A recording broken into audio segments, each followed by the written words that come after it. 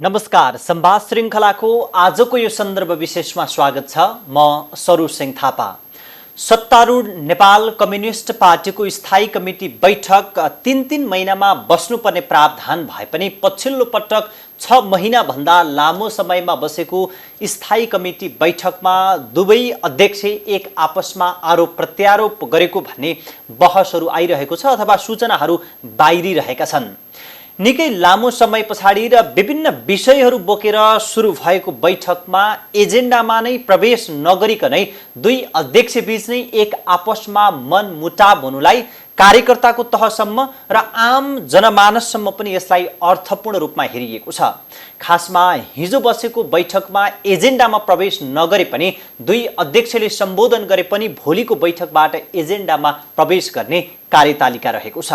हिजोको बैठकमा के भएको थियो र आगामी बैठकमा नेकपाको स्थायी कमिटीले के कस्ता विषयमा छलफल गर्छ र के कस्ता विषयमा निर्णय गर्छ भन्ने विषयमा आज हामी मूलतः केन्द्रित रहेर संवाद गर्दैछौँ र मसँग छलफलका लागि नेकपाका मुख्य सचेतक तथा स्थायी कमिटी सदस्य देव गुरुङ हुन्छ। उहाँसँग हामी यिनै र यस्ता विषयमा मूलतः केन्द्रित रहेर संवाद गर्दैछौँ। स्वागत छ यहाँलाई। धन्यवाद। आराम हुनुहुन्छ? ठिकै छ। सबैभन्दा पहिले त यति लामो समय पछाडि हिजो बसेको बैठकमा छलफल चाहिँ के भयो अथवा बैठक कसरी चल्यो हिजो? अब निश्चय पनि पार्टी विधान अनुसार नियमित रूपले बस्न सक्दा राम्रो हुन्थ्यो, तर ढिलै भए पनि बैठक सुरु भएको छ। यो खुसीको कुरा हो भन्ने लाग्छ र यो बैठकले पार्टीमा देखा परेका चुनौतीहरू, वर्तमान सङ्कटहरू, समस्याहरू सम्बोधन गर्नका लागि चाहिँ यो पार्टी बैठक सफल हुनेछ भन्ने चाहिँ लाग्छ।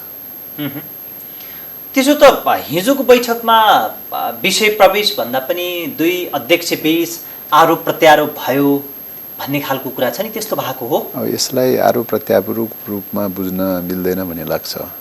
किन त भन्दा बैठक भनेपछि केही छलफलहरू, बहसहरू, तर्क वितर्कहरू स्वाभाविक रूपले हुन्छ। अब तर्क वितर्क हुने, छलफल हुने, अन्तर्क्रिया हुने कुरालाई चाहिँ तपाईँको चाहिँ आरोप प्रत्यारोपको रूपमा चाहिँ अर्थ्याउन चाहिँ मिल्दैन भन्ने लाग्छ। त्यसो त कार्यकारी अध्यक्ष प्रचण्डले सरकारले काम गर्न नसकेको अथवा चाहिँ आफूले थप पार्टी एकीकरणको प्रक्रियालाई मजबुत बनाउनका लागि आलो पालो प्रधानमन्त्री बन्ने कुरालाई पनि छोडेको, तर त्यही कुराले प्रधानमन्त्रीमा अहङ्कार बढेको, काम गर्न नसकेको भन्ने आरोप लगाउनु भयो रे। सँगै प्रधानमन्त्रीले चाहिँ पार्टीमा गुट भयो, उपगुट भयो, जुन कारणले गर्दाखेरि काम गर्न कठिन भयो र त्यसले पार्टी र सरकारलाई फाइदा पुगेको छैन भन्ने किसिमका कटाक्ष भयो भन्ने सुन्यो नि त। होइन, अब यो आरोप प्रत्यारोप मैले अघि नै भने आरोप प्रत्यारोपको विषय होइन, छलफल तर्क वितर्कहरू उठ्ने कुरा हो। होइन, के कारणले समस्याहरू पैदा भयो, के कारणले सङ्कट पैदा भयो, के कारणले गत्यारोध पैदा भयो भन्ने विषयहरूमा आफ्ना आफ्ना तर्क वितर्कहरू हुनसक्छ। कहाँ कहाँ जटिलता पर्यो, कहाँ कहाँ समस्या पर्यो भन्ने कुराहरू हुनसक्छ। किन भन्दाखेरि बैठक भनेको छलफल गर्नलाई नै बैठक बस्ने हो, निर्णय गर्नलाई बैठक बस्ने हो। छलफल गर्ने भनेर भनेपछि छलफलमा चाहिँ तपाईँ तर्क वितर्क नै उठ्दैन भन्ने कुरा चाहिँ त हुँदैन। त्यस कारणले यो बैठकको स्वाभाविक प्रक्रिया हो। छलफल हुन्छन्, तर्क वितर्क हुन्छन् र विद्यमान चुनौतीहरू, समस्याहरूलाई कसरी सम्बोधन गर्ने, कसरी समाधान गर्ने र पार्टीलाई कसरी युनिफाइड बनाएर अगाडि बढाउने भन्ने चिन्ताकै सेरोफेरोमा अभिव्यक्त भएका विषयहरू हुन्।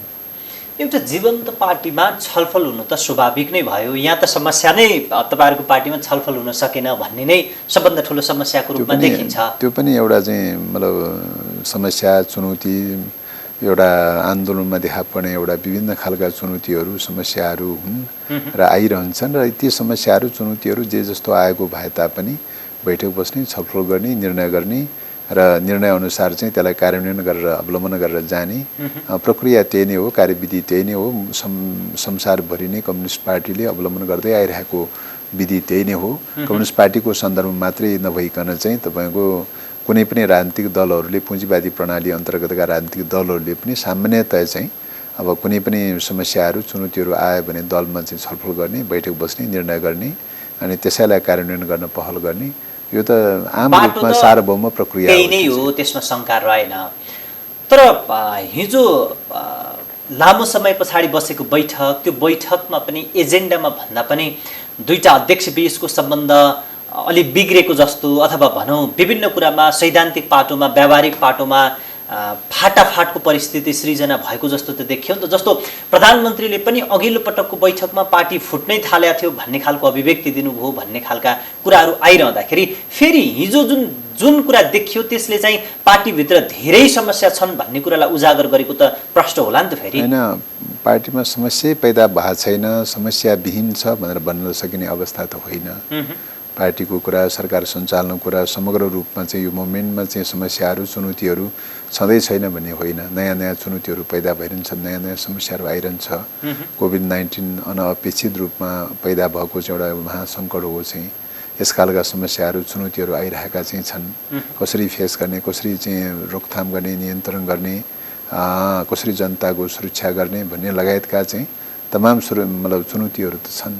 त यी सबै चुनौतीहरूको चाहिँ समस्या सम्बोधन कसरी गर्ने हो त भन्दाखेरि चाहिँ तपाईँको अब मतलब मल्टी पार्टी डेमोक्रेसीमा मात्रै होइन, मतलब कम्युनिस्ट सिस्टममा मात्रै होइन, मल्टी पार्टी डेमोक्रेसीमा पनि आम सार्वभौम मान्यता के हो त भन्दाखेरि चाहिँ विचारको संकेन्द्रण फर्स्ट अफ अल पार्टीमै हुन्छ।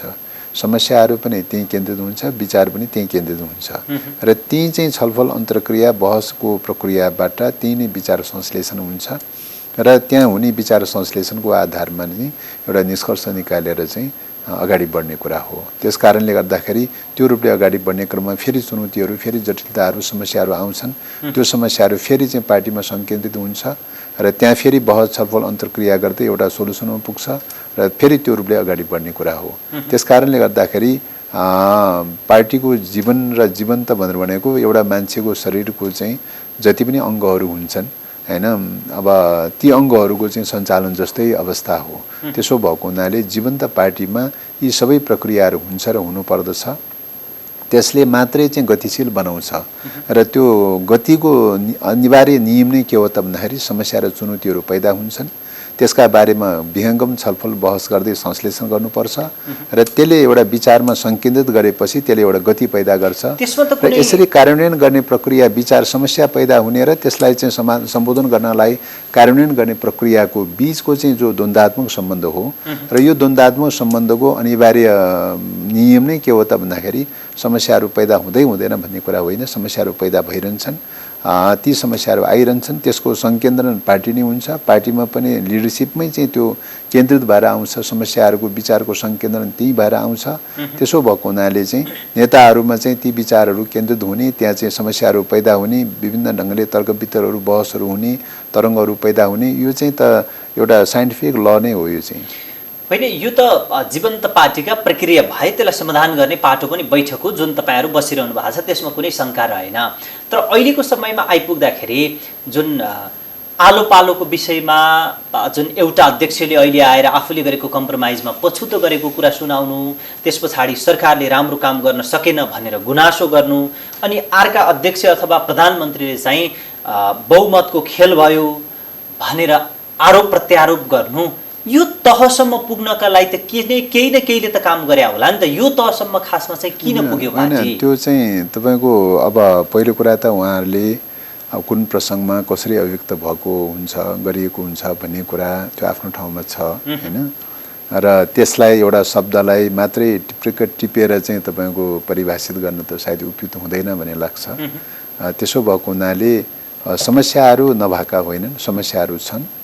आम रूपमा नै विश्वव्यापी रूपमा नै सङ्कट पैदा भइरहेको सन्दर्भमा नेपालमा सङ्कट पैदा नहुने प्रश्नै आउँदैन र नेपालमा को सन्दर्भमा अब यतिखेर सरकारको नेतृत्व गरिरहेको पार्टीमा पैदा नहुने भन्ने प्रश्नै हुँदैन।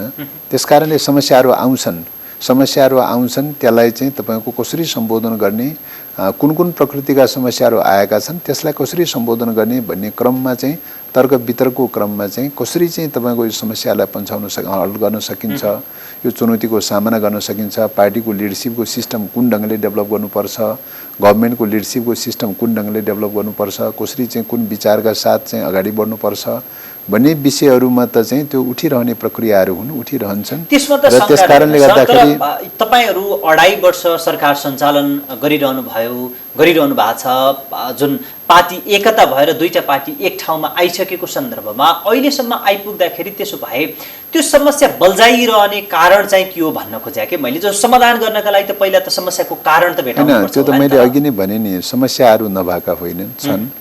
समस्याहरू इन टाइममै सल्भ हुँदै लैजान सके अझ राम्रो हुन्थ्यो, त्यो आफ्नो ठाउँमा छ। तर सक्नु भएको छैन त तपाईहरुले त्यो कुरा त पनि त्यो केही विलम्ब पहिलो दिनदेखि अहिलेसम्म समस्या उस्तै छ। केही विलम्बहरू भएका छन्, केही ढिलासुस्तीहरू भएका छन् हैन। अनअपेक्षित रूपमा केही समस्याहरू, जटिल समस्याहरू बढ्दै गइरहेका चाहिँ छन्। त्यस कारणले गर्दाखेरि चिन्ताका साथ समस्या समाधान गर्नुपर्छ भनेर चाहिँ जुटेको अवस्था हो, बैठकको लागि जुटेको अवस्था हो। त्यस कारणले गर्दाखेरि समस्या समाधान गर्नका लागि जुटेको अवस्थामा चाहिँ तपाईको विभिन्न खालका तर्क वितर्कहरू, बहसहरू उठ्नै नसक्ने भन्ने कुरा चाहिँ हुँदैन। त्यसो त अब सरकारले काम गर्न सकेन भनेर अधिकांश स्थायी समिति सदस्यहरूले मूल्याङ्कन गर्दै गर्दाखेरि अब मन्त्रीमण्डल नै फेरबदल हुने सम्भावना नै रहन्छ कि त्यही भित्र पनि अब करेक्सन गरेर जाने अवस्था रहन्छ? हैन, अब निश्चय पनि अब अहिलेको सन्दर्भमा अब बढीभन्दा बढी चाहिँ कतिपय व्यवहारिक कार्यान्वयनको पाटोमा त सरकारमै बढी केन्द्रित हुने कुरा भयो। नीतिगत र वैचारिक पाटोको प्रश्नको बारेमा पार्टीमा केन्द्रित हुने कुरा भयो। व्यवहारिक कार्यान्वयनको पाटो भनेर भनेको सरकारमा केन्द्रित हुने कुरा भयो। तर पनि सरकार कम्युनिस्ट पार्टीमा त फेरि सरकार पनि पार्टीले चलाउने हो नि त। त्यसमा त्यसो हुने भएको हुनाले फर्स्ट अफ अल त कुनै चाहिँ सरकारमा कतै न कहीँ प्रब्लमहरू पैदा भएको छ, कार्यान्वयनको पाटोमा कहीँ न कहीँ प्रब्लम पैदा भएको छ भने वैचारिक रूपले नै निकास खोज्नुपर्छ, वैचारिक रूपले नै सोलुसन खोज्नुपर्छ। र त्यही आधारमा चाहिँ तपाईको पार्टीमा छलफल बहस अन्तर्क्रिया गर्दै कार्यान्वयनको पाटोलाई पनि प्रभावकारी र सशक्त ढङ्गले बनाउँदै लैजाने कुरा हो हैन। कार्यान्वयनको पाटो किन विचारमा पनि तपाईको त्यो ढङ्गले करेक्सन गर्नुको साथै कार्यान्वयनको पाटोमा पनि करेक्सन गर्दै लानुपर्ने हुन्छ, प्रक्रिया त्यो हो। त्यसकारणले अब कार्यान्वयनको पाटोमा मात्रै कोही मन्त्रीहरू फेरबदल गर्दैमा, 2-4 जना मन्त्रीहरू अदलाबदली गर्दैमा चाहिँ यो परिवर्तन समस्या समाधान हुने विषय हो भने त लाग्दैन चाहिँ। त्यसकारणले गर्दाखेरि त्यो त तपाईको चाहिँ समग्र कुन भिजनबाट चाहिँ पार्टीले लिएको कुन भिजनबाट सरकार जान्छ, कति जान सकेका छ छैन, कस्तो छ के छ भन्ने कुरा हो। त्यो व्यक्ति विशेषमा निर्भर रहने विषय भन्दा पनि समग्र सोच र भिजन कुन ओरिएन्टेसनमा लैजान्छ भन्ने कुरामा धेरै कुरा भर पर्ने विषय हो। त्यसो भएको हुनाले एकाध पात्रहरू, व्यक्तिहरू अदलाबदलीको कुराको आधारमा चाहिँ समस्या समाधान हुन्छ भन्ने चाहिँ लाग्दैन। त्यो चाहिँ त्यसो भए तपाईँ जुन विचारकै कुरा गर्दा र व्यक्तिको कुरा नगर्दाखेरि चाहिँ जुन अहिलेको यो क्याबिनेट जसरी बनेको छ अथवा प्रधानमन्त्रीसम्म नै यदि राम्रो आउटपुट निकाल्ने हो भने अथवा चाहिँ जनअपेक्षा अनुसार काम गर्ने हो भने फेर्नुपर्छ भन्न खोज्नु भएको हैन। त्यो त विचारमै छलफल गर्ने हो। कहीँ प्रब्लम पैदा भयो भने तपाईको विचारमै बहस गर्ने कुरा हो। मन्त्रीहरूमै कहीँ प्रब्लम पैदा भएछ भने विचारधारामै छलफल गर्ने कुरा हो नि। कहाँनिर चाहिँ विचारधारामा ग्याप भयो, चिन्तन दृष्टिकोणमा कहाँ ग्याप भयो तर आजकल त भनेर चाहिँ त्यही बहस गर्ने कुरा हो नि। हो, समस्याको कुरा भनेर भनेको विचारधारामा केन्द्रित भएर, सिस्टममा केन्द्रित भएर चल्ने कुरामा चाहिँ सायद हाम्रा केही ल्याप्सहरू भएका छन्, केही कमीहरू भएका छन्। त्यसले गर्दाखेरि चाहिँ तपाईको चाहिँ बढीभन्दा बढी व्यक्ति केन्द्रित हुने खालका समस्याहरू पैदा भएका चाहिँ छन्। अब यो समस्यालाई सम्बोधन गर्नका लागि, समस्यालाई समाधान गर्नका लागि चाहिँ पटक पटक चाहिँ पार्टीको तहबाट वैचारिक र नीतिगत प्रश्नहरूमा नि गहन छलफल र बहस गरेर कसरी रूपान्तरण गर्ने, विचार चिन्तन दृष्टिकोणमा कसरी रूपान्तरण गर्ने भन्ने प्रश्न प्रमुख कुरा हो चाहिँ हैन। व्यक्ति परिवर्तनको प्रश्न मेजर विषय होइन चाहिँ हैन। मेजर विषय के हो त भन्दाखेरि चाहिँ तपाईको समीक्षा गर्ने, आलोचना गर्ने, आत्मालोचना गर्ने, सुधार गर्ने, रूपान्तरण हुने प्रक्रिया मेजर विषय हो। त्यसो भएको हुनाले चाहिँ हामीले चिन्तन दृष्टिकोणमा सुधार गर्ने कुरामा जोड दिने, सिस्टममा सुधार गर्ने कुरामा जोड दिने, सिस्टम बसाल्ने कुरामा जोड दिने, त्यो ढङ्गले लैजाने कुरा हो। सिस्टम बस्यो भनेपछि व्यक्ति एबिसिडी जोसुकै किन नहोस्। त्यसोभए आजको दिनमा पार्टीमा सबैभन्दा बढी उठेको प्रश्न भनेको कार्यशैली, नेतृत्वको कार्यशैलीमाथि उठेको प्रश्न हो कि दृष्टिकोणमाथि उठेको प्रश्न हो त? अब कार्यशैली भनेर भनेको कार्यान्वयनको पाटोमा देखा पर्ने एउटा चाहिँ कार्यशैलीको कुरा हो। कार्यशैलीसँग विचारकै कुरा जोडिन्छ, दृष्टिकोणकै कुरा जोडिन्छ, चिन्तन दृष्टिकोणकै कुरा जोडिन्छ, विचारकै कुरा जोडिन्छ। कुन वेबाट जाने भन्ने कुरा नै विचारधाराको कुरा नै प्रमुख रूपमा जोडिन्छ। त्यस कारणले गर्दाखेरि विचारको तहको कुरा भन्नु पर्दाखेरि चाहिँ मैले अघि पनि देखि नै विचारको प्रश्नकै पोइन्टमा केन्द्रित गरिरहेको छु कि नेपालमाथिको चाहिँ समस्या भनेर भनेको विगत 150-200 वर्षदेखिकै नेपालको तपाईँको राज्य निर्माणको प्रक्रियादेखि अहिलेसम्म आउँदाखेरिको चाहिँ अवस्था भनेर भनेको सुरुको चरणमा हाम्रो सामन्तवादसँग चाहिँ बढी चुनौतीको विषय थियो। नेपाली जनताले फेस गर्नुपर्ने चुनौती सामन्तवादसँग थियो। पछिल्लो समयमा तपाईँको चाहिँ के अरे सुगुली सन्धिदेखि यता आउँदाखेरि अङ्ग्रेजहरूको पालादेखि यता आउँदाखेरि चाहिँ तपाईँको साम्राज्यवादसँग पनि फेस गर्दै आइरहनु पर्ने अवस्था पैदा भएको स्थिति हो। सामन्तवाद र साम्राज्यवाद नै नेपाली जनताको मुख्य दुईटा चुनौतीको विषय हो चाहिँ र त्यसबाट मुक्त नहुँदासम्म तपाईँको त्यस खालका समस्याहरू आइरहन्छन् चाहिँ। त्यसैले नेपाली जनताले हल गर्नुपर्ने सामन्तवादसँगको कन्ट्राडिक्सन पनि हल गर्नुपर्दछ, साम्राज्यवादसँगको कन्ट्राडिक्सन पनि हल गर्नुपर्दछ। सामन्तवादसँगको कन्ट्राडिक्सन राजतन्त्रको विस्थापनाले एक हदसम्म हल भएको चाहिँ छ, त्यो एक हदसम्म समाधान भएको छ। अब सामन्तवाद त्यही रूपमा आउन सम्भव छैन। अब त्यही रूपमा राजतन्त्र पुनर्स्थापना सम्भव छैन।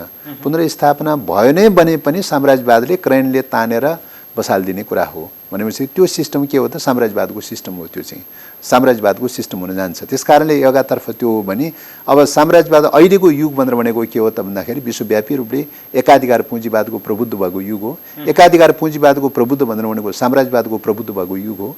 साम्राज्यवादको प्रबुद्ध भनेर भनेको चाहिँ तपाईँको एक अर्को शब्दमा साम्राज्यवादको युग नै हो चाहिँ। एकातर्फ साम्राज्यवाद हो भने अर्कोतर्फ उत्पीडित राष्ट्रहरू हो। साम्राज्यवादले उत्पीडन मचाएको उत्पीडित राष्ट्रहरू चाहिँ हुन्। यो दुईटा बीचको कन्ट्राडिक्सन नै अहिलेको मेजर कन्ट्राडिक्सन हो। यो मेजर कन्ट्राडिक्सन भएको हुनाले यो दुईटा बीचको मेजर कन्ट्राडिक्सनको चाहिँ अभिव्यक्ति भनेको के आउँछ भने राष्ट्रियताको मुद्दामा आउँछ, राष्ट्रिय स्वाधीनताको मुद्दामा आउँछ, केन्द्रित हुन्छ। आर्थिक क्षेत्रमा एकाधिकार दलाल पुँजीवादलाई प्रोत्साहित गर्ने हो कि राष्ट्रिय औद्योगिक पुँजीलाई प्रोत्साहित गर्ने? यो दुईटा धाराभन्दा तेस्रो धारा हुँदैन चाहिँ। यो दुईटा धाराको बीचको स्ट्रगल हुन्छ। राजनीतिक क्षेत्रमा चाहिँ तपाईँ के हुन्छ त भन्दाखेरि साम्राज्यवाद परस्त भएर जाने कि साम्राज्यवादका विरुद्ध डटेर चाहिँ तपाईँको राष्ट्रिय स्वाधीनताको आन्दोलनमा जाने? दुईटा पोलिटिकली रूपले दुईटा धाराभन्दा तेस्रो धारा हुँदैन चाहिँ। क्लास स्ट्रगलको रुल नै त्यही हो। वर्ग सङ्घर्षको अनिवार्य नियम नै त्यही हो चाहिँ। शाश्वत सार्वभौम नियम नै त्यही हो। त्यसकारणले यो सार्वभौम नियम नै यही भएको हुनाले यो सार्वभौम नियमलाई चाहिँ तपाईँको चाहिँ हामीले कम्युनिस्ट पार्टीले कति आत्मसातीकरण गरेर चाहिँ अगाडि बढ्न सक्यौँ, राष्ट्रिय स्वाधीनताको पक्षमा कति आत्मसातीकरण गरेर अगाडि बढ्न सक्यौँ भन्ने कुरा नै मेन च्यालेन्जको विषय हो अहिलेको। त्यसकारणले गर्दाखेरि चाहिँ कसरी मूल्याङ्कन गर्नुहुन्छ त यी तपाईले सबै भनेका चिजलाई? त्यसकारणले गर्दा यो विषय त कार्यक्रमिक रूपहरूमा, पोलिसीगत रूपहरूमा, कार्यक्रमिक रूपहरूमा अभिव्यक्त हुने कुरा हो चाहिँ हैन। तपाईँको चाहिँ उदाहरणको लागि भनौँ, अब अहिलेको चाहिँ सन्दर्भमा अब के अरे अब मुलुकको चाहिँ तपाईँको चाहिँ अङ्गीकार गरेको छ, पार्टीले अङ्गीकार गरेको छ। अब मुलुकलाई स्वाधीन बनाउँदै आत्मनिर्भर अर्थतन्त्र निर्माण गर्दै राष्ट्रिय औद्योगिक पुँजी निर्माण गर्दै समाजवादको लागि पृष्ठभूमि तयार गर्नुपर्छ, समाजवादको लागि ग्राउन्ड तयार गर्नुपर्छ। कार्यदिशा त त्यो हो, बाटो त त्यो हो चाहिँ हैन। त्यो अनुसार चाहिँ तपाईँको समाजवादलाई लक्ष्य राखेर चाहिँ अहिलेदेखि चाहिँ तपाईँको चाहिँ आत्मनिर्भर अर्थतन्त्रको दिशामा गएको छ कि छैन हैन? राष्ट्रिय स्वाधीन अर्थतन्त्र निर्माण गर्ने दिशामा गएको छ कि छैन हैन? तपाईँको चाहिँ विदेशी एकाधिकार दलाल पुँजीवादकै लाइनमा गइरहेको छ कि? एनजिओ आइएनजिओहरूले क्रिएट गरेको एकाधिकार दलाल पुँजीवादको पक्षमा गइरहेको छ कि? या चाहिँ आत्मनिर्भर अर्थतन्त्र निर्माण गर्ने राष्ट्रिय औद्योगिक पुँजी निर्माण गर्ने बाटोमा गएको छ? यो दुईटा बाटोभन्दा तेस्रो बाटो त छैन चाहिँ। हामीले समीक्षा गर्ने कुरा त त्यही कुरामा नै, पोलिटिकली रूपले त त्यही समीक्षा गर्ने कुरा हो नि, सामाजिक रूपले आर्थिक रूपले त त्यही समीक्षा गर्ने कुरा हो। राष्ट्रिय स्वाधीनताको कोणबाट तपाईँको चाहिँ अहिलेको विश्वमा संयुक्त राष्ट्रसङ्घको बडापत्र जन्मिसकेको अवस्थामा तपाईँको सबै मुलुकहरूसँग चाहिँ कूटनीतिक सम्बन्ध हुन्छ। त्यो एउटा पाटो भयो, त्यसमा कुनै विवादको विषय रहेन चाहिँ। तर आउटलुकको हिसाबले चाहिँ तपाईँको चाहिँ विश्व चाहिँ तपाईँको दुई ध्रुवमा विभाजित भएको अवस्थामा एकातर्फ चाहिँ तपाईँको साम्राज्यवाद छ हैन, अर्कोतर्फ चाहिँ उत्पीडित राष्ट्रहरू चाहिँ छ हैन। दुईटा ध्रुवभन्दा तेस्रो ध्रुव त छैन त चाहिँ। दुईटा ध्रुवमा चाहिँ हामी कुन ध्रुवमा टिकेर चाहिँ तपाईँको चाहिँ आफ्नो बेसलाइन कहाँ टिक्ने हो त चाहिँ भन्ने कुरा त आउँछ त। विचारधाराको हिसाबले कहाँ टिक्ने हो भन्ने कुरा त आउँछ त चाहिँ। उत्पीडित राष्ट्रहरूको बेसमा टिक्ने हो कि साम्राज्यवादको बेसमा टिक्ने हो चाहिँ हैन भन्ने क्वेसन त आउँछ त चाहिँ। उत्पीडित राष्ट्रको बेसमा टिकेर तपाईँ समाजवादी क्रान्तिको तयारी हुन्छ कि साम्राज्यवादको बेसमा टिकेर एकाधिकार दलाल पुँजीवादको मार्गमा जान्छ भन्ने कुरा त दुईटा बाटोभन्दा तेस्रो बाटो त सधैँ छैन नि। त्यसकारणले समीक्षा गर्ने वर्ग सङ्घर्षको पोइन्ट अफ भ्यूले अहिलेको विश्व राजनीतिक दृष्टिकोणको हिसाबले, राष्ट्रिय राजनीतिक दृष्टिकोणको हिसाबले समीक्षा गर्ने मतलब विचारधारा र चिन्तन र दृष्टिकोणको हिसाबले त यही दुईटा पोइन्टमा नै हेर्ने कुरा हो पक्कै हैन। अब फेरि फर्केर हाम्रो मूल विषयतिर नै हामी प्रवेश गरौँ। हामी पार्टीमा जुन स्थायी कमिटीको बैठकका विषयमा चर्चा गर्दै थियौँ, अहिले सबैभन्दा बढी पेचिलो बनेको नेकपा भित्र र नेकपा बाहिर पनि चासो रहेको विषय भनेको एमसीसी विषय हो, जुन तपाईँहरूको छलफल गर्ने बुदामध्ये अन्तिममा पुछारमा परेको बुदा छ। त्यो विषयमा सहमति जुटाउन अब कसरी जुटाउनुहुन्छ? कतिको सकस छ, कतिको सजिलो छ? अब यसमा पनि तपाईँको हाम्रो दृष्टिकोणमा चाहिँ एकरूपता भयो भने यो समस्या सल्भ हुन्छ। दृष्टिकोणमा एकरूपता हुन सकेन भने मात्रै यो समस्याहरू बल्झिने हो भन्ने लाग्छ। त्यसकारणले एकरूपताको दृष्टिकोण डेभलप गर्नका लागि नै हामीले चाहिँ छलफल बहसहरूको खाँचो पर्ने हो। मैले अघि नै निवेदन गरेँ कि हामी उत्पीडित राष्ट्रहरू चाहिँ को बेसमा टिक्ने हो कि या चाहिँ तपाईँको चाहिँ साम्राज्यवादको बेसमा टिक्ने भन्ने कुरा दुईटा फन्डामेन्टली रूपले दुईटा विपरीत खालका आउटलुकहरू छन्। यी दुईटा विपरीत खालका आउटलुकहरूमा कुन आउटलुकबाट हेर्ने हो भन्ने कुराबाट चाहिँ यो एमसीसी सल्भ हुन्छ हैन।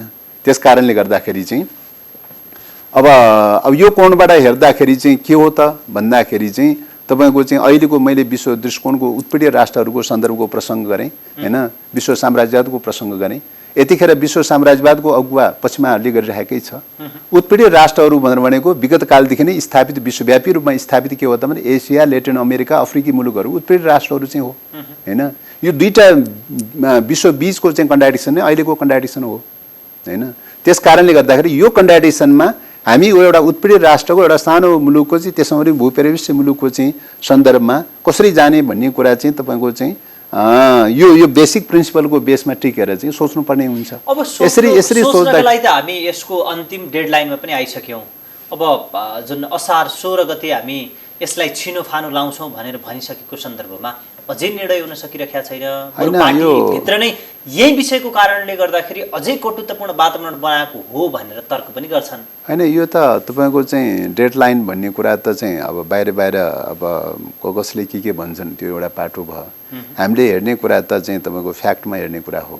फ्याक्टमा हेर्दाखेरि तपाईँको असार 15 नै डेडलाइन बनाएको चाहिँ रिटेन रूपले डेडलाइन बनाएको चाहिँ त्यस्तो त कतै देखिँदैन चाहिँ हैन। त्यस कारणले गर्दाखेरि रिटेन रूपले डेडलाइन बनाएको पनि देखिँदैन र त्यति मात्रै होइन, तपाईँको रिटेन रूपले चाहिँ तपाईँको चाहिँ एग्रिमेन्टको पार्ट बनाएर दुईटा मतलब अब कम्पनीसँग एमसीसी कम्पनीसँग गरेको एग्रिमेन्टमा नेपाल तर्फबाट गरेको एग्रिमेन्टमा चाहिँ तपाईँको चाहिँ एग्रिमेन्टको पार्ट बनाएर रेटिफाई गर्ने अथवा चाहिँ अनुमोदन गर्ने भन्ने पनि रिटेन रूपले त्यस्तो केही पनि देखिँदैन। त्यसो भएको हुनाले चाहिँ हामीले त आखिरमा त संवैधानिक कानुनी पाटोलाई हेर्नु पर्यो चाहिँ हैन।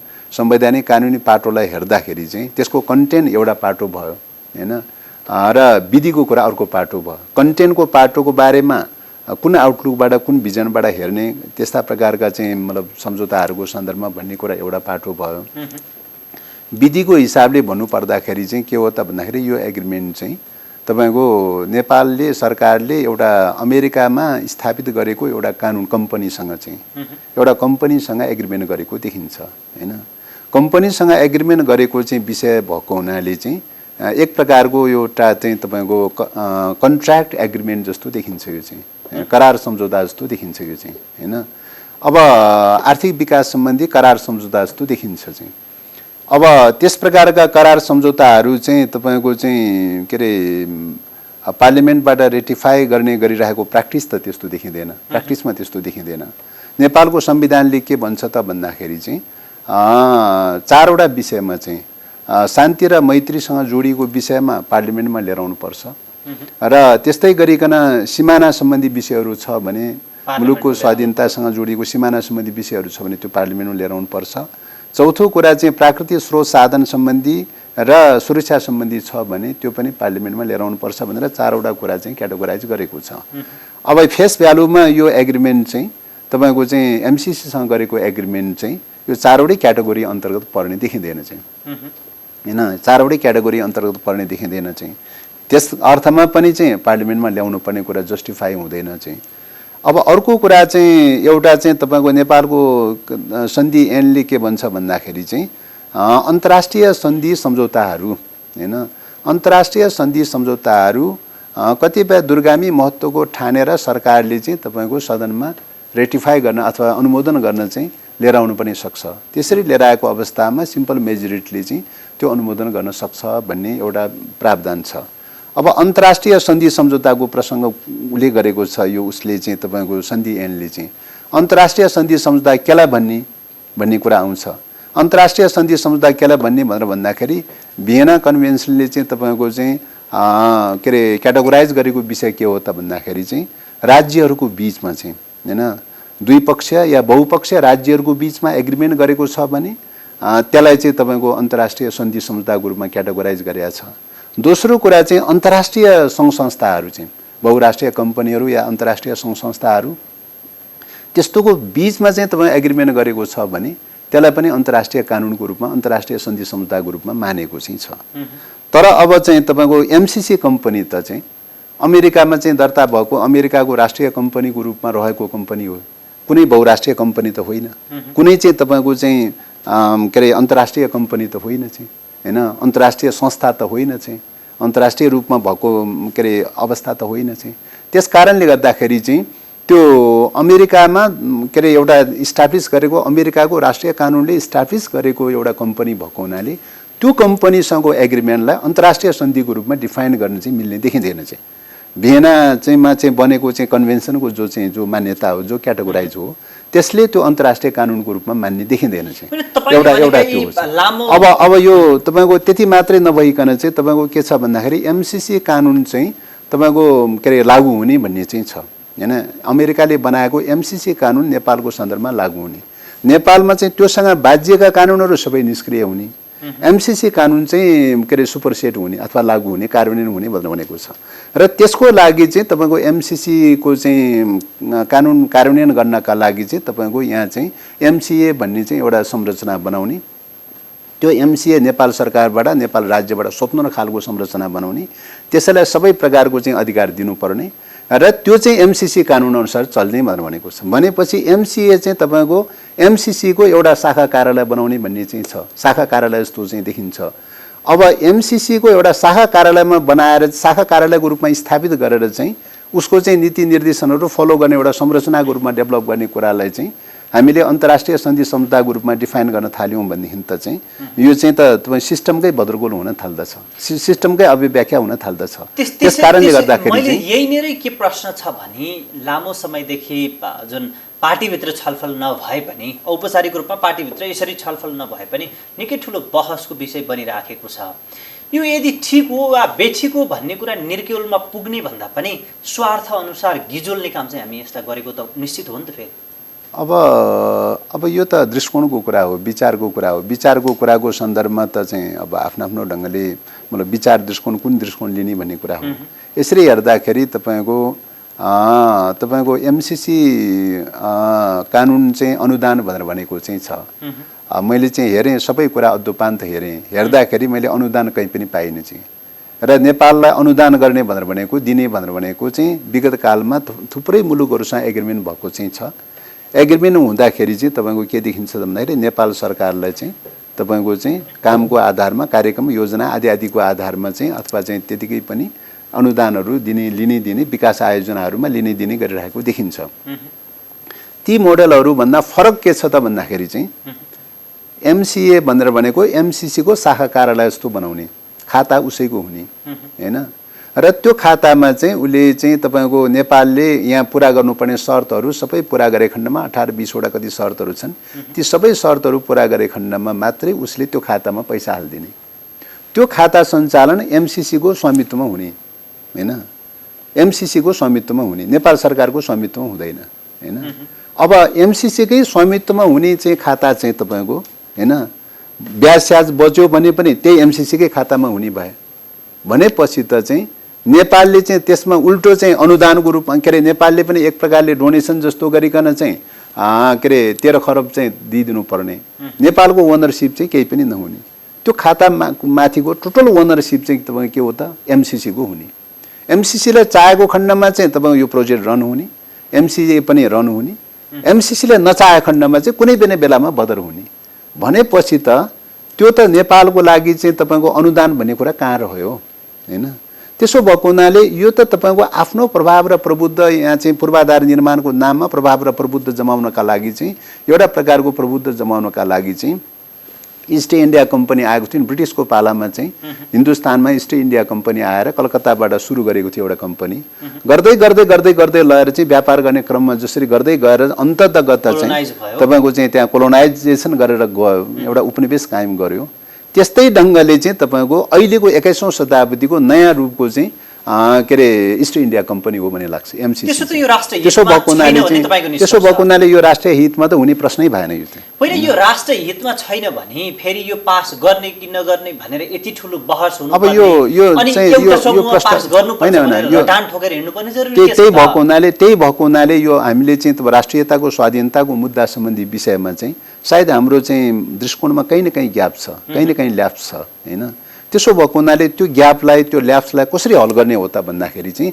छलफल अन्तर्क्रिया गर्दै पार्टीमा वैचारिकले छलफल गर्दै अन्तर्क्रिया गर्दै गर्दै गर्दै गएर चाहिँ हल गर्ने हो चाहिँ प्रक्रिया त्यो मैले गर्न खोजेको जुन हामी मूल विषयमा आइपुग्यौं कि अहिले यो एमसीसी कै जुन फरक मतले अथवा फरक विचारले अहिले पार्टीमा जुन खालको फरक दृष्टिकोणहरू देखिरहेका छन् नि सबभन्दा ठूलो कारण यही हो अब पार्टीमा जे जति समस्याहरू जटिलताहरू मतभेदहरू पैदा भएका चाहिँ छन् अब हामी मार्क्सवादमा विश्वास राख्छौं र द्वन्द्ववादमा विश्वास राख्छौं र ऐतिहासिक भौतिकवाद र द्वन्द्वात्मक भौतिकवादको पोइन्ट अफ दृष्टिकोणले हेर्ने हो भने उत्पादन सम्बन्धको जगमा नै हामीले वर्ग विश्लेषण गर्छौं उत्पादन सम्बन्धको जग भन्नाले चाहिँ अहिले विश्वमा दुईटा प्रकारको उत्पादन सम्बन्धको जग हो एउटा चाहिँ एकाधिकार पुँजीवाद बहुराष्ट्रिय कम्पनीहरूको एकाधिकार पुँजीवादको चाहिँ तपाईँको उत्पादन सम्बन्ध हो प्रबुद्ध हो एकाधिकार हो अर्को उत्पादन सम्बन्ध भनेको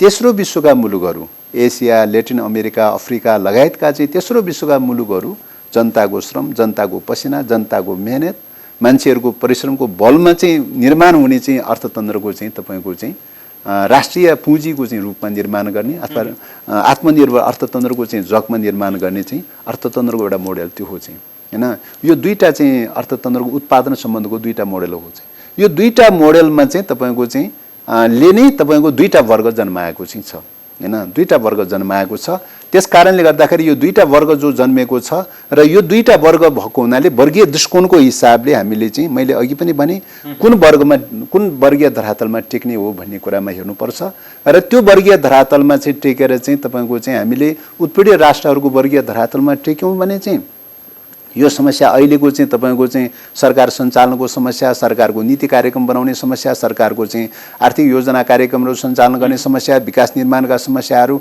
यी सबै कुराहरूको चाहिँ सोलुसन एउटा ढङ्गले चाहिँ सोलुसन हुँदै जान्छ हैन अर्को दृष्टिकोणमा चाहिँ एकाधिकार दलाल पुँजीवादमा टिक्ने नव उदारवादमा टिक्ने उदारवादमा टिक्ने अथवा चाहिँ बहुराष्ट्रिय कम्पनीहरूको फिलोसफीमा टिकेर चाहिँ तपाईको चाहिँ त्यो ढङ्गले जाने हो भने चाहिँ तपाईको के हुन्छ त भन्दाखेरि तेस्रो विश्वका मुलुकहरुमा त्यो झन जटिल समस्या बन्दै जान्छ त्यो चाहिँ त्यसैले कुन आउटलुकमा टिकेर जाने भन्ने कुरा नै अहिलेको चाहिँ मेन च्यालेन्जको विषय हो यो विषयमा चाहिँ सायद चाहिँ हुन सक्छ कतिपय अस्पष्टताहरू भ्रमहरू हुन सक्छ त्यो किन वर्ग संघर्षको नियमनहरू स्वाभाविक ढङ्गले चाहिँ कयौं अब भ्रमहरू अस्पष्टताहरू पनि आइरहन्छन् छलफल गर्दै गर्दै गएर चाहिँ हेर्ने भन्ने कुरा चाहिँ जुन एउटा आधारभूत कुरा भयो अथवा भनौं त्यो सैद्धान्तिक विषय पनि भयो तर व्यावहारिक पाटोबाट हेर्ने हो भने त माधव कुमार नेपाल पक्षधर पनि यसको विपक्षमा देखिनु भएको छ प्रचण्ड पक्षधर नेताहरू पनि यसको विपक्षमा देखिनु भएको छ भने त यो त स्वतःस्फूर्त रूपमा कसरी पास हुन सक्छ र भन्ने प्रश्न त त्यहीँनिर देखिन्न र भने हैन अब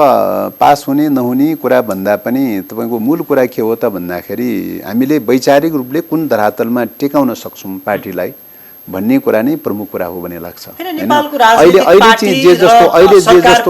अहिले जे जस्तो चाहिँ तपाईको कहिले कार्यशैलीमा देखा पर्ने कहिले पार्टी सञ्चालन कार्यविधिमा देखा पर्ने कहिले सरकार सञ्चालन कार्यविधिमा देखा पर्ने यस्ता खालका जटिलताहरूको चाहिँ जड चाहिँ कहाँ हो त भन्दाखेरि चाहिँ किन विचारले नै गाइड गर्ने कुरा हो चिन्तन दृष्टिकोणले नै गाइड गर्ने कुरा हो चिन्तन दृष्टिकोण तपाईको उत्पीडित राष्ट्रमा छौं भन्ने खालको मान्यताबाट चाहिँ त्यो चिन्तनबाट गाइड हुँदाखेरि एउटा निष्कर्ष पुग्छ हैन हामी साम्राज्यवाद भन्दा बच्न सक्दैनौं साम्राज्यवादमाथि आड भरोसा नलिकन बच्न सक्दैनौं बहुराष्ट्रिय कम्पनीमाथि आड भरोसा नलिकन बच्न सक्दैनौं एकाधिकार पुँजीवादमाथि आड भरोसा नलिकन बच्न सक्दैनौं उनीहरुमाथि चाहिँ के रे आड भरोसा लिएर मात्रै हामीले चाहिँ के रे बच्न सक्छौं या बचाउन सकिन्छ या चाहिँ आफ्नो विकास गर्न सकिन्छ भन्ने चाहिँ फिलोसफीबाट चाहिँ गाइडेड भयो भने अर्को निष्कर्ष निस्कन्छ। होइन सर, त्यसो भएको हुनाले नेपालमा- यहीँनिर नै तपाईँको यही ग्यापलाई नै हामीले चाहिँ हल गर्नका लागि छलफल गरेर अन्तर्क्रिया गरेर हल गर्नका लागि पटक पटक पार्टीको मिटिङ बस्नुपर्ने, छलफल गर्नुपर्ने, वैचारिक छलफल गर्नुपर्ने, अन्तर्क्रिया गर्नुपर्ने स्थिति पैदा भएको छ।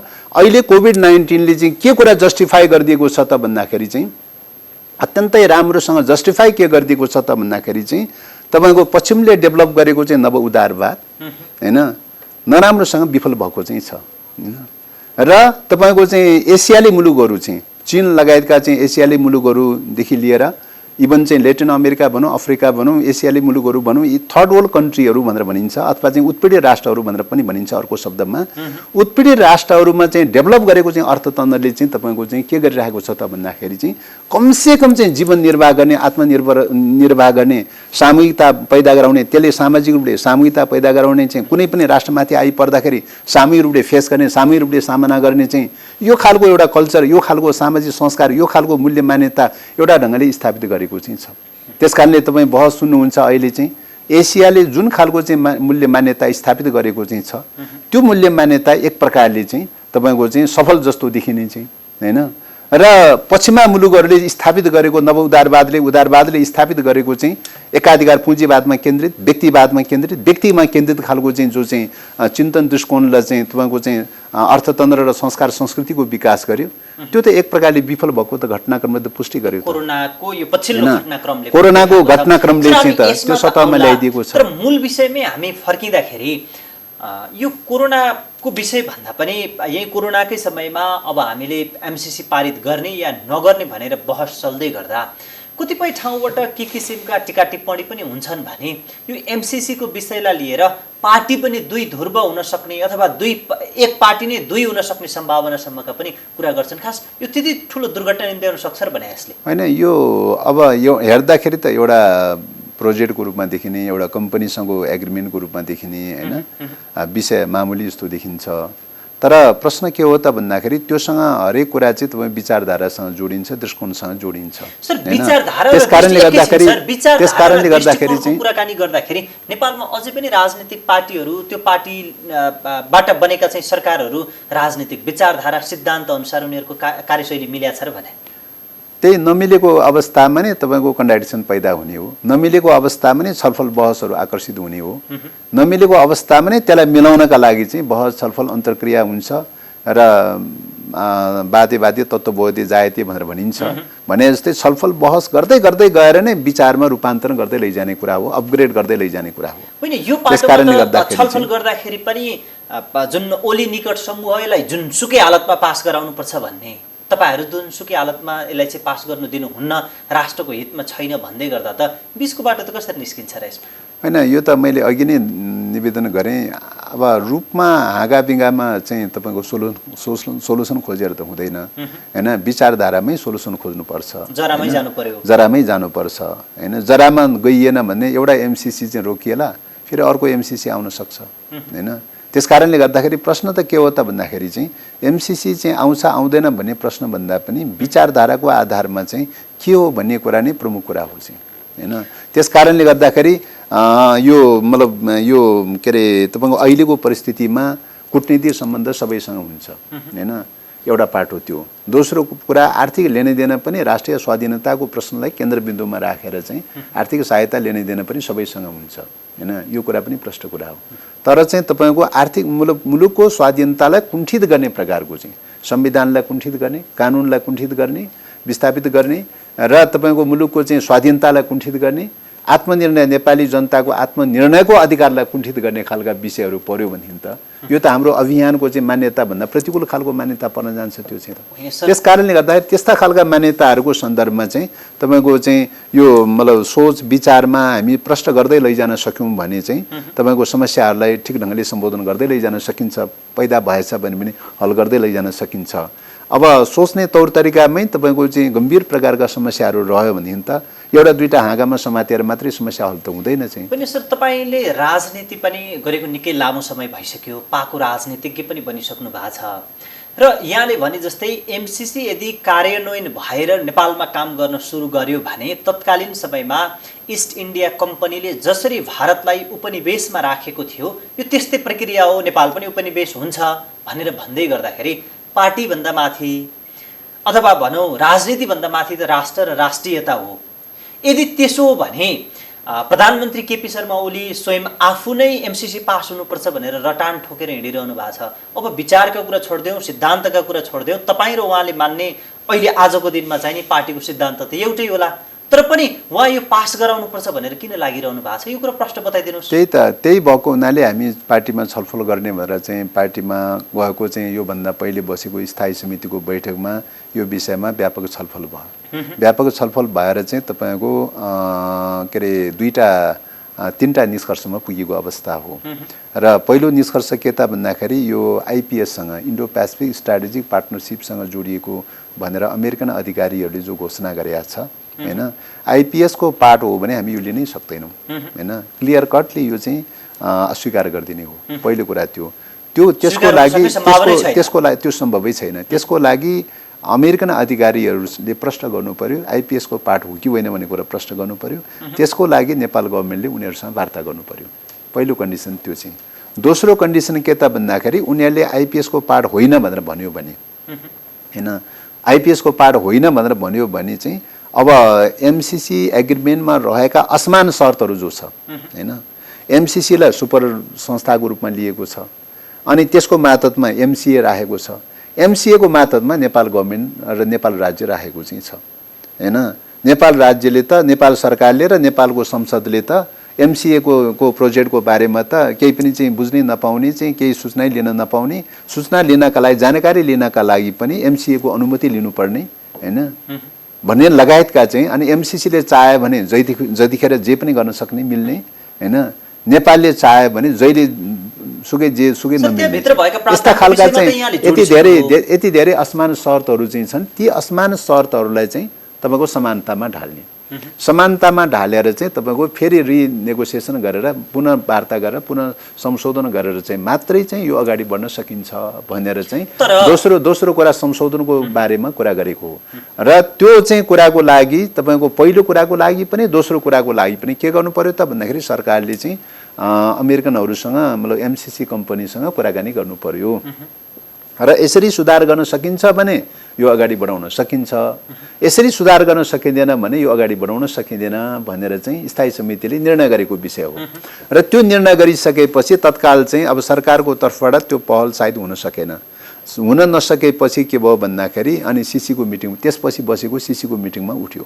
सिसीको मिटिङमा उठेपछि सिसीको मिटिङले करिब लगभग युनानिमसले के कुरा गर्यो त भन्दाखेरि एजिटिज रूपमा यसलाई एक्सेप्ट गर्न सकिँदैन हैन, र यसको लागि विहङ्गम रूपले चाहिँ छलफल गर्नुपर्छ, अध्ययन गर्नुपर्छ, कार्यदल बनाएर सबै चाहिँ अध्ययन गरेर मात्रै कार्यदलको सिफारिस अनुसार अगाडि बढ्नुपर्छ, अहिले एजिटिज रूपमा स्वीकार गर्न हुँदैन भन्ने भावमा चाहिँ सिसीले चाहिँ लगभग एक मतले चाहिँ त्यो खालको निष्कर्ष निकाल्यो। त्यो निष्कर्ष निकालिसकेपछि त्यो निष्कर्ष निकालेको हुनाले कार्यदल बनाएर कार्यदलले चाहिँ तपाईँको रिपोर्ट ल्याएर प्रतिवेदन बुझाइसकेका छ। त्यसो भएको हुनाले पार्टीको एउटा प्रक्रियाबाट त अगाडि बढिरहेको छ नि त चाहिँ हैन। सर मैले यहाँले जोड्न खोजेका कुराहरू बुझेँ त। अब प्रतिवेदनको कुरा गरौँ, चाहे स्थायी कमिटीको बैठकको कुरा गरौँ, चाहे सचिवालयको कुरा गरौँ, तपाईँहरू भन्नुहुन्छ यो अहिलेको हुबहु कार्यान्वयनमा जान सक्ने अथवा एग्रिमेन्ट गर्न सक्ने अवस्था छैन भनेर भन्नुहुन्छ। प्रधानमन्त्री भन्नुहुन्छ यो हुबहु पारित हुन्छ भनेर भन्नुहुन्छ। भनिसके पछाडि अब जुन माधव कुमार गुट त्यस पछाडि गएर प्रचण्ड गुट यसलाई पास गराउन नहुने, राष्ट्रहित विपरीत देख्ने, प्रधानमन्त्रीले यसलाई राष्ट्रहित र देश विकासको एउटै हतियार देखिरहँदै गर्दा त अब पार्टी कसरी चल्ला? पार्टी चल्छ, सरकार चल्छ? त्यही होइन, पार्टीमा समस्याहरू पैदा हुँदै हुँदैन भन्ने हुँदा होइन, पार्टीमा विमति पैदा हुँदै हुँदैन भनेर सोच्नु हुँदैन। विमतिहरू पैदा हुन्छ, मतभेदहरू हुन सक्छ, विमतिहरू हुन सक्छ।